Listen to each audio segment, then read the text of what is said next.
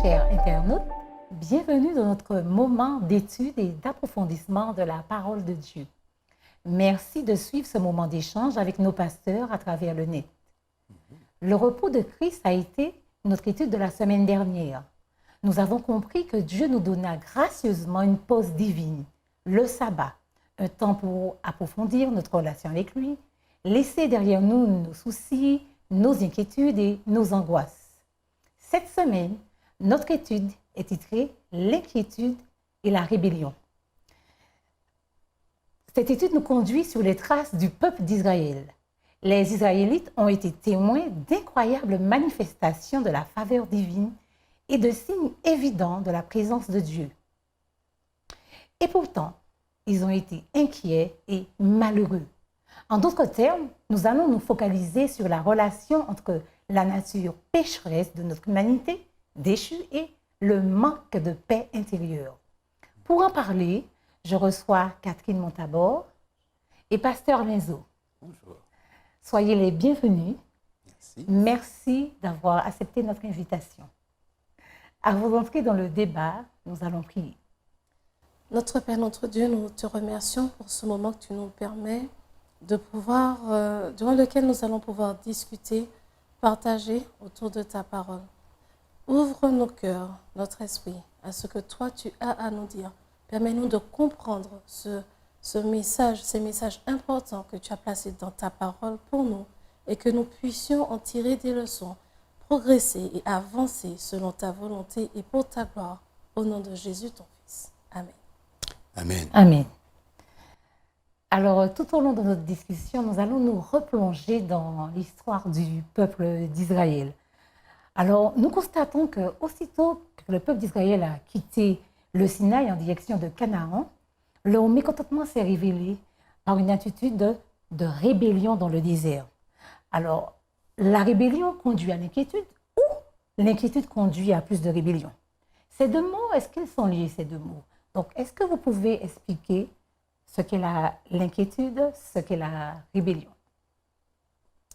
Bien, je dirais que ce sont deux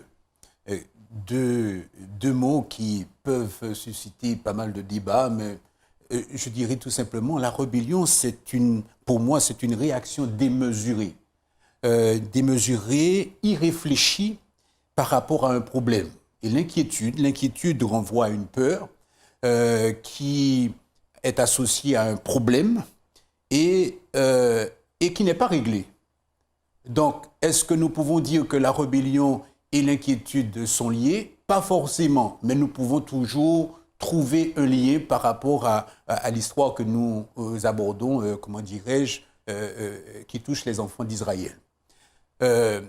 Oui, il y a un problème et automatiquement, les enfants d'Israël vont se manifester. Ils sortent de l'Égypte après quelques mois, près d'un an, et ils cherchent leur marque dans cette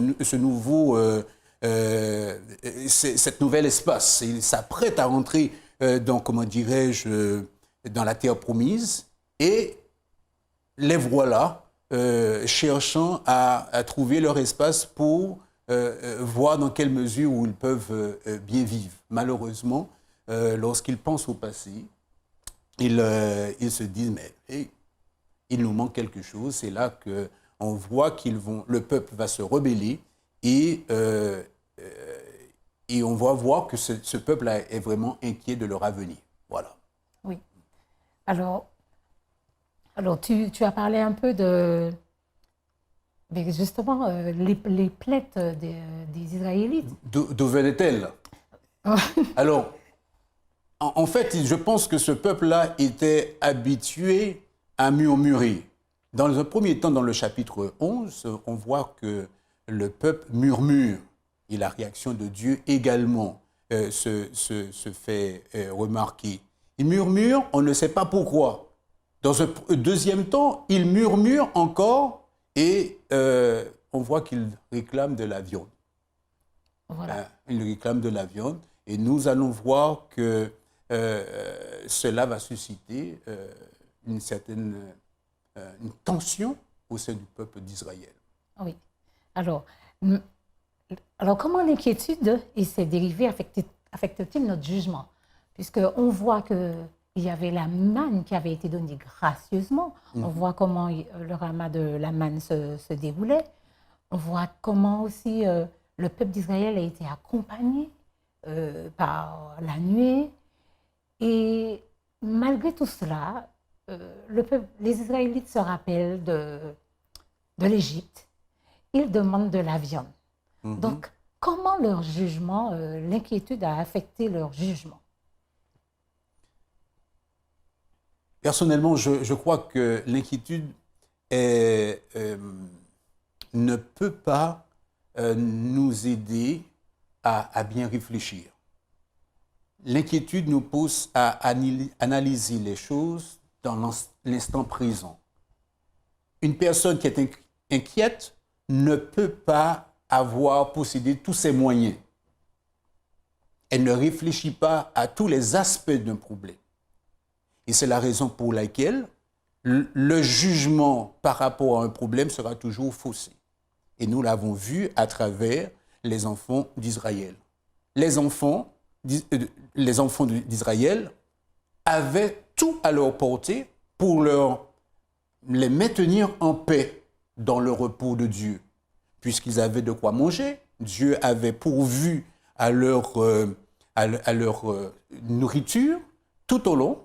Par sa présence, il était présent et le fait qu'ils soient arrivés à destination montrait bien qu'ils n'étaient pas isolés dans ce désert.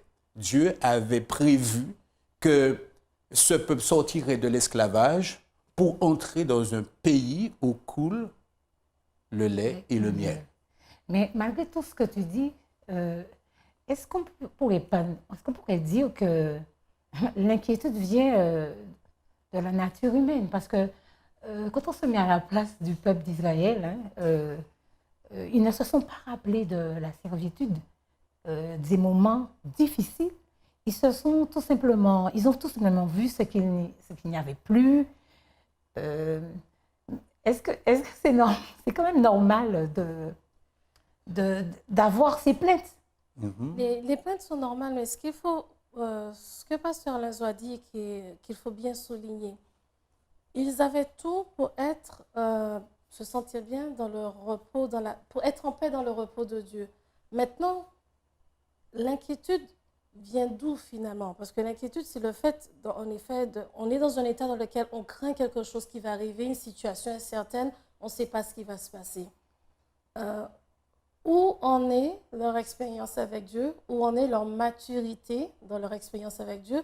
Et j'irais jusqu'à dire, quels sont réellement leurs objectifs?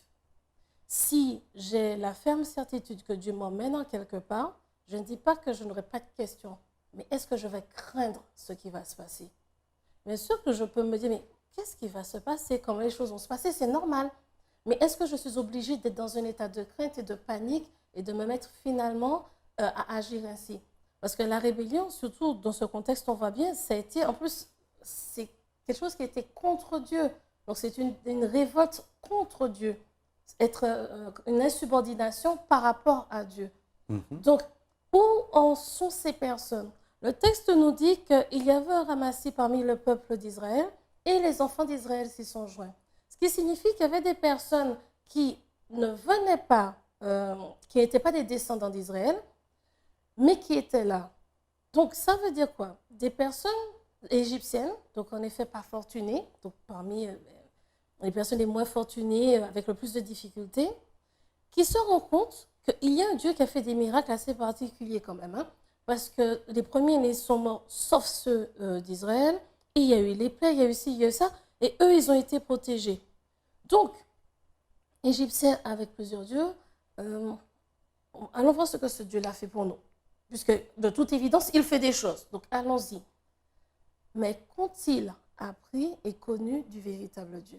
Exact. Parce que le peuple d'Israël, les descendants de Jacob, ils ont eu les histoires. Ils ont eu les histoires d'Abraham, d'Isaac, de Jacob, de Joseph. On le leur a répété, redit, retransmis. Et on leur a bien dit, puisque Dieu avait dit à Abraham, tu sais, tes descendants seront mis en esclavage, mais je viendrai les libérer. Donc, ils savaient que la délivrance viendrait. Donc, ils ont toute cette histoire dans leur tête. Donc, Donc, même si en effet, certains ont des difficultés et éprouvent une inquiétude, mais à la base, ce n'était pas l'ensemble du peuple. L'inquiétude est d'abord venue de ces personnes qui finalement n'avaient pas non plus les mêmes objectifs. Donc, l'inquiétude fausse ton entendement. Obligé. Parce que, alors, ça fausse l'entendement, parce que comme Pasteur Lazo disait, une fois que l'on est inquiet, ça veut dire qu'on a été submergé par nos émotions. Et quelles que soient les émotions que nous avons, une fois que nous sommes submergés par ces émotions, notre raisonnement n'est plus logique. Ce n'est pas possible. Que ce soit la peine, la tristesse, la colère ou autre, une fois que nous sommes submergés par des émotions, nous ne sommes plus rationnels, nous ne sommes plus logiques, ça part. Donc c'est l'instinct de survie qui prend le dessus. Voilà. Et là, est-ce que c'est ce qui s'est passé pour les Israélites? Oh oui, certainement, certainement. Je crois que ils sont arrivés à la fin de leur logique et envahis par leurs émotions, ils sont passés à une vitesse supérieure, c'était la rébellion. Et la rébellion, ce n'est pas une insatisfaction organisée, réfléchie. Donc, ils étaient simplement dans une réaction illogique. Donc, parce que les évidences de la présence de Dieu étaient vraiment présentes. Donc, ça veut dire que tout a été chamboulé dans leur tête. Alors, le pays où coule le lait, le miel, ils ont carrément oublié cela. Oh, oui, certainement. Mais c'est normal, puisque les personnes qui ont commencé par protester n'ont pas grandi avec cette promesse-là au fond de leur cœur. Les personnes qui ont commencé à protester étaient des personnes égyptiennes. Ces personnes n'ont pas grandi avec cette culture, cette assurance, cette confiance que de toutes les manières, Dieu a déjà fait cette promesse et on y arrivera. Eux, ils veulent du tangible, du visible. Du concret. Du concret. Ouais. C'est visible. On a vu Dieu, on a vu les premiers-nés des Israélites être protégés. Donc, il faut aussi que je vois des choses comme cette protection. Maintenant, étant des personnes qui ne connaissent pas Dieu, ils n'ont pas su voir au travers de la manne, de la nourriture, de la protection et de Dieu qui a continué avec eux pendant toute une année entière déjà. La présence de Dieu que l'on voyait par les nuées, que ce soit le jour ou la nuit, il y avait cette présence continuelle de Dieu. Cela n'a pas correspondu pour eux à la présence de Dieu visible, parce que c'était visible, hein, la présence de Dieu parmi eux. Donc, ça a fait que, étant donné que ces éléments-là ne correspondent pas pour eux à la présence de Dieu, mais ils sont tombés, ce qui est logique, dans leurs inquiétudes. Voilà, ils sont tombés dans leur plainte. Et ce qu'il faut que l'on arrive à comprendre et à prendre conscience, c'est que quand on parle d'inquiétude, de colère, de tristesse, d'émotion, c'est sûr que les émotions peuvent nous submerger. Dieu le sait, il le comprend. Mais il sait aussi qu'il nous donne un cerveau et un raisonnement. Il nous donne des capacités, des aptitudes de pouvoir travailler et gérer ces émotions. Parce que quand, dans le livre de la Galate, on nous parle du fruit de l'esprit et que l'on parle de la maîtrise de soi et ainsi de suite, c'est ça aussi, pour voir ce corps physique que Dieu nous a donné. Il nous donne aussi les moyens avec lui de pouvoir gérer les choses, prendre du recul, de la distance, de la réflexion et pouvoir s'éloigner de ce qui nous pose un problème et puis le voir lui et pas seulement le problème. Mais ça, ce n'est pas quelque chose de magique. Et j'ai presque envie de dire que ce n'est pas non plus forcément inné. C'est un apprentissage. Tout à fait. C'est un apprentissage que l'on fait au cours de notre vie et qu'en tant qu'adulte, on doit aussi transmettre à nos jeunes. Parce qu'ils ne vont pas se réveiller un matin soudainement en sachant gérer leurs émotions. Donc, ils l'apprennent parce qu'on fait ce travail avec eux et parce qu'ils nous voient aussi faire ce travail sur nous-mêmes. Si cette gestion n'est pas faite, quel que soit ce que Dieu fera pour nous, pourra faire pour nous, mais le débordement, le fait d'être submergé par toutes ces émotions va poser problème à la réalisation des plans de Dieu. Parce que Dieu fait sa part, mais moi, qu'est-ce que je fais de ma part de responsabilité à moi, de ma participation dans le plan de Dieu? Il a la plus grosse partie, mais la petite partie que je dois faire, à quel moment je la fais?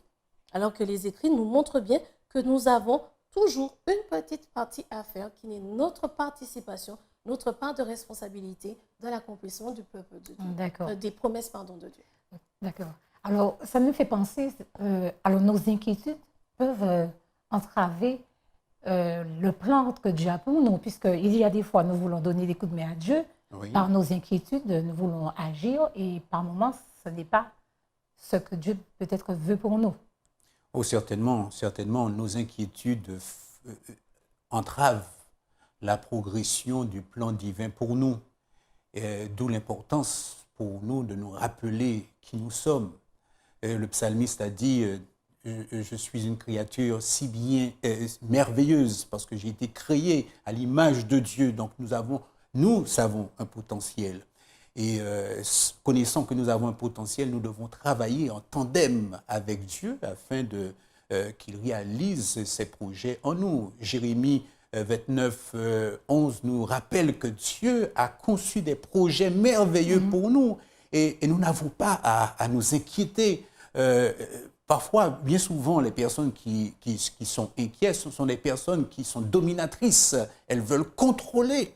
Mais notre petitesse nous rappelle que nous n'avons pas besoin de tout contrôler, mais de savoir que Dieu contrôle notre vie. Donc, les chrétiens qui ont confessé Jésus doivent être dans le repos du Seigneur, quelles que soient les circonstances. Les enfants d'Israël avaient des évidences que Dieu les guidait. Et le ramassis aussi avait les évidences, mais malheureusement, ils n'avaient pas l'objectif au clair, le plan au clair, très clair dans leur tête de ce que Dieu avait prévu pour ses enfants. Voilà. Alors, face à toute cette ingratitude, on peut dire cela, du peuple d'Israël, comment Dieu répond aux plaintes? Alors, il y a le texte de Nombre 11, le verset 16 à 23. Il est un petit peu long, on ne va pas le lire. Et aussi, nous avons le texte de Nombre 12, le verset 4 à 13, qui parle de ce qui s'est passé avec Marie. Alors, comment Dieu répond à nos plaintes? Lorsque nous lisons les références que tu as mentionnées, on voit bien que la réaction de Dieu est très radicale. Le texte nous dit que la colère de Dieu s'est manifestée. Il a manifesté une colère. Et nous pouvons comprendre cela dans la mesure où Dieu s'est investi à sauver son peuple. S'est investi. Il envoie le feu.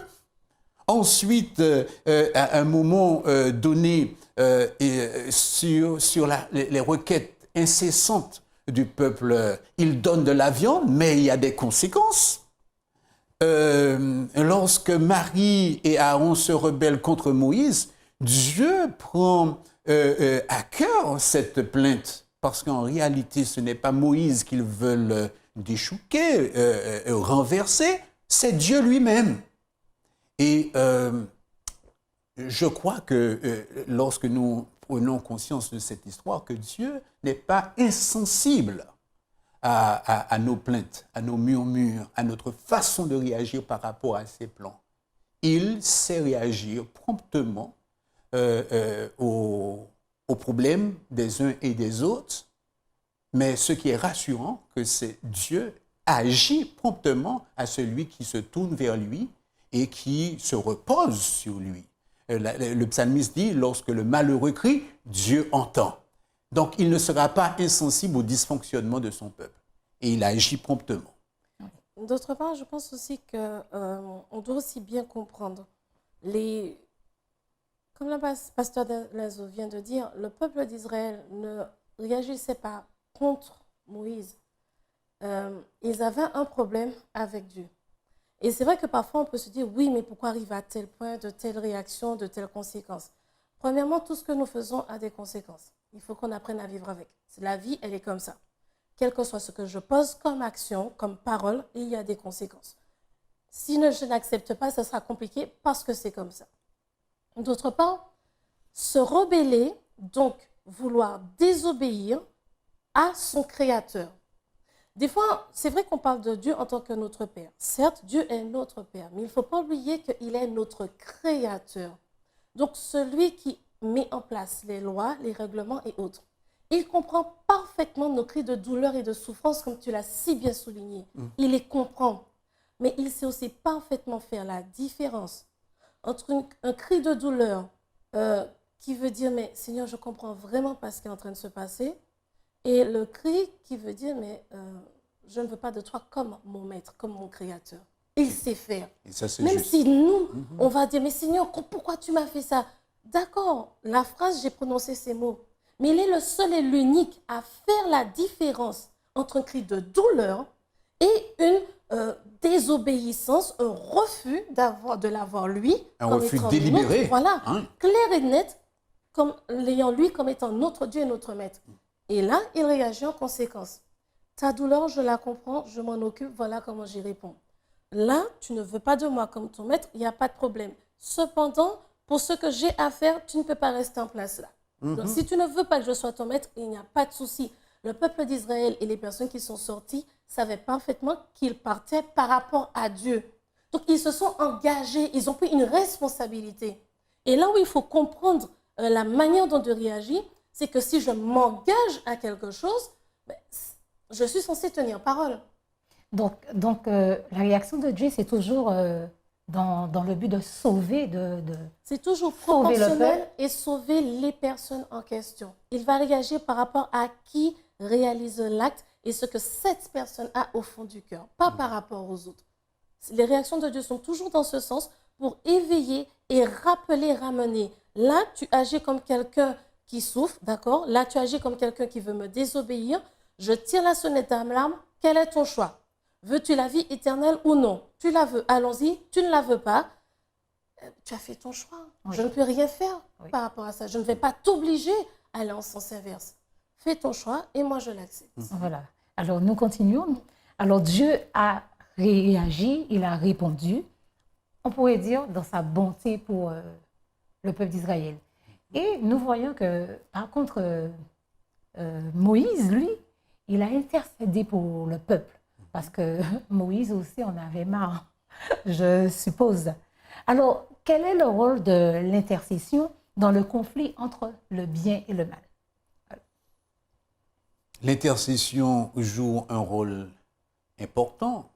La Bible dit que nous avons un seul médiateur entre Dieu et les hommes, c'est Jésus. Donc, lorsque nous intercédons, on se place entre Dieu et ceux que nous aimons. Donc, on montre à Dieu à ce moment-là notre petitesse. Oui, oui.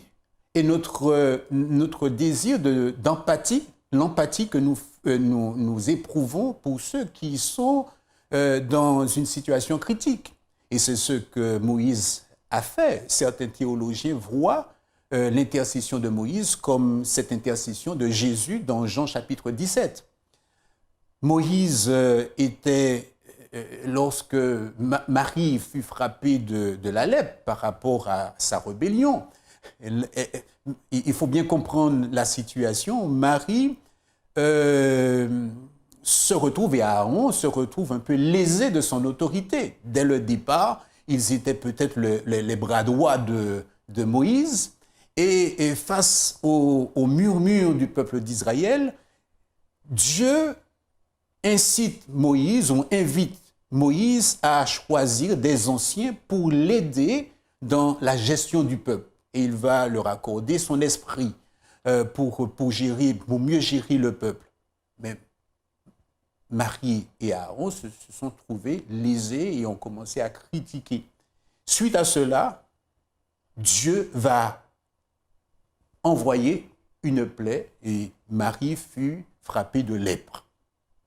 Mais dans cette situation critique, qu'est-ce que Moïse va faire? Il va plaider en faveur de Marie et en faveur du peuple aussi, parce que le peuple était condamné, selon l'idée de Dieu, à être détruit.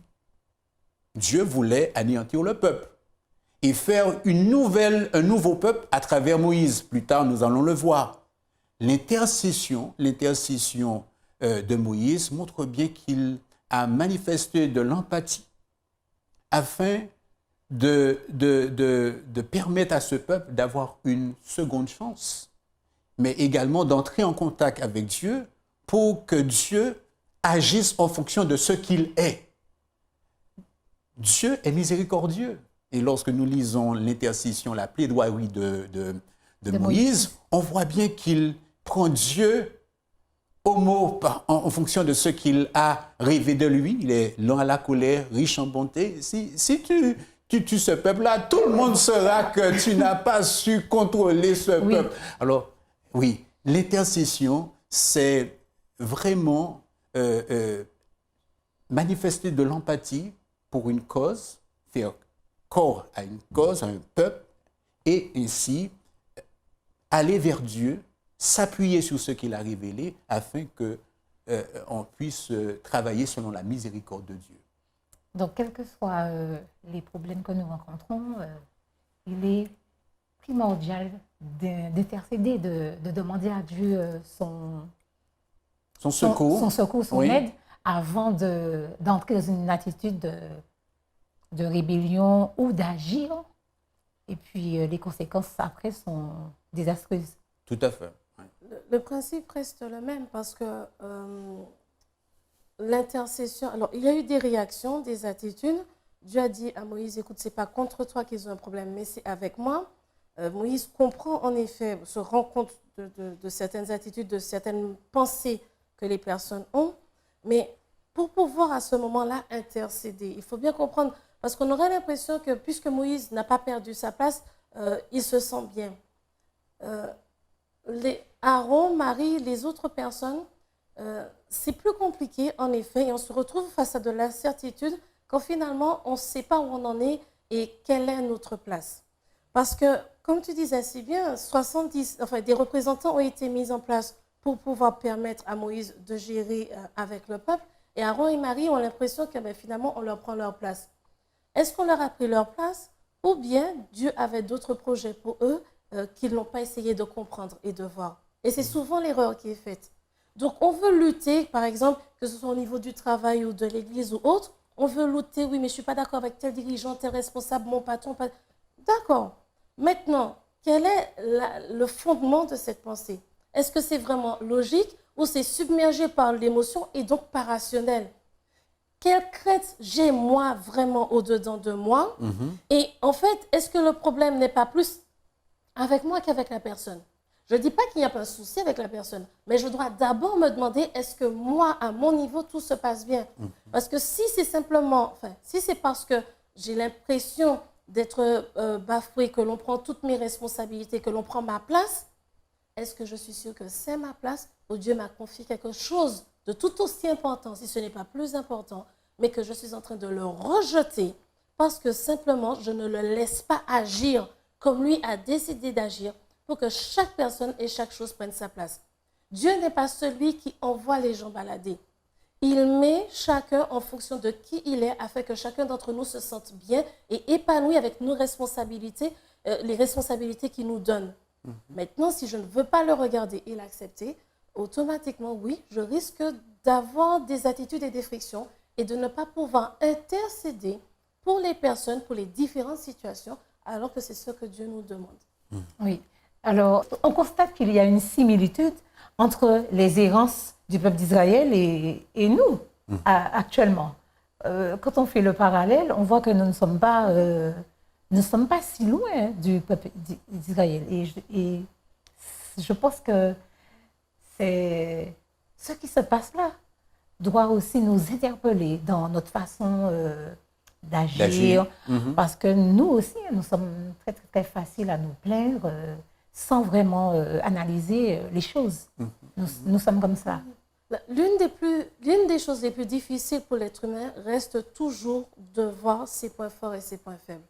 Donc, ça signifie que quand on a des craintes, des inquiétudes, pourquoi? Quelle est la raison? Quelles sont les raisons qui font que j'éprouve ces émotions-là? Si je ne me pose pas les questions, je ne pourrai jamais faire taire les inquiétudes inutiles finalement.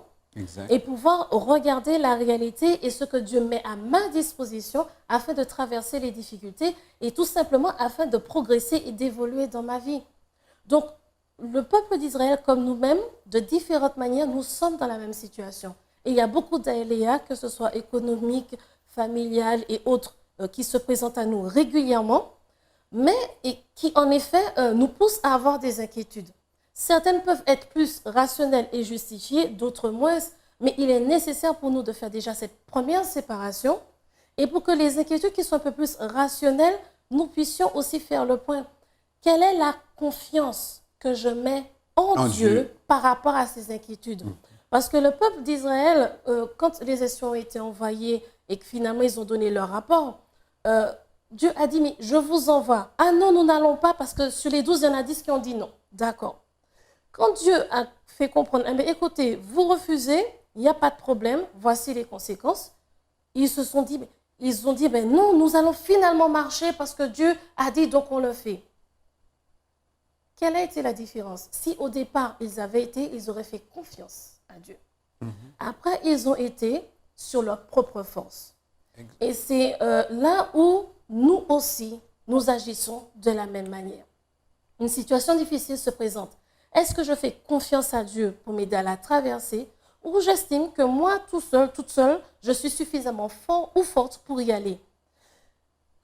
Quand on dit « est-ce que je fais confiance à Dieu », ça ne veut pas dire que nous sommes des personnes inutiles, vaines et qui ne servent à rien. Cela veut dire que Dieu nous a donné les capacités, a mis des outils, nous a donné un cerveau, un raisonnement, une réflexion. C'est lui qui nous a fait. Donc, il sait comment lui nous a fait, ce que lui nous a donné. Et si nous gardons à l'esprit que ces capacités que nous avons ne viennent pas de nous-mêmes, mais de ce que Dieu nous a donné, plus notre participation pour arriver à atteindre l'objectif et dépasser nos obstacles et nos difficultés, nous irons avec la foi. Amen. Mais si je me dis que moi, toute seule, de qui je suis, je me suis faite moi toute seule, donc toutes mes capacités et tout ce que j'ai appris, c'est de moi toute seule, c'est de la présomption. J'estime que moi, je peux tout faire et que je suis plus forte que Dieu. Et là, oui, c'est un péché, c'est un problème. Et les conséquences s'en font sortir. D'accord. Donc, on ne dépend plus de Dieu là. On se focalise sur ses capacités. Il y a un texte de la Bible qui nous aide à ne pas sombrer dans l'inquiétude ni dans les murmures.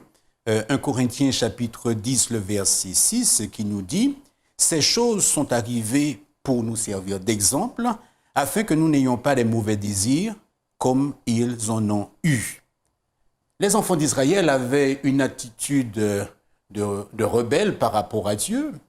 Ils ont murmuré parce qu'ils avaient des attentes injustifiées, puisqu'ils avaient la présence de Dieu à leur côté. Et la Bible confirme, des siècles après, que cet exemple devrait normalement nous servir d'exemple, alors que nous devons continuer dans une attitude de confiance à l'égard de ce Dieu qui nous aime. Non seulement ce texte justifie ce que Catherine a partagé, et il nous donne l'exemple, et il mentionne également les points sur lesquels nous ne devons pas errer. Nous ne devons point être idolâtres, et on fait allusion au boire et au manger. Ce n'est pas le ventre qui devrait nous diriger. Les appétits pervertis ne peuvent pas être, un atout pour nous. Au contraire, ça nous éloigne de Dieu. Ne nous livrons pas à l'impudicité. C'est ce que les enfants d'Israël ont pu faire et nous avons vu les conséquences de leur conduite. Mais également, il ne faut pas tenter Dieu. Lorsqu'on veut rester serein, eh bien, il faut se laisser accompagner par Dieu qui nous mènera à bon port. Donc, notre marche avec Dieu, c'est une marche par la foi et non une marche jalonnée des certitudes et de murmures.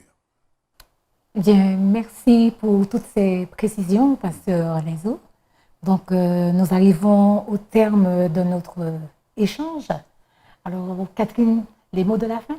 Cette leçon de l'école du sabbat nous permet de comprendre qu'en tant qu'être humain, oui, nous avons des questions, certaines incertitudes qui arrivent, mais il est important pour nous de comprendre que nous ne devons pas nous laisser submerger par nos émotions, submerger par nos peurs, par notre colère, par notre tristesse.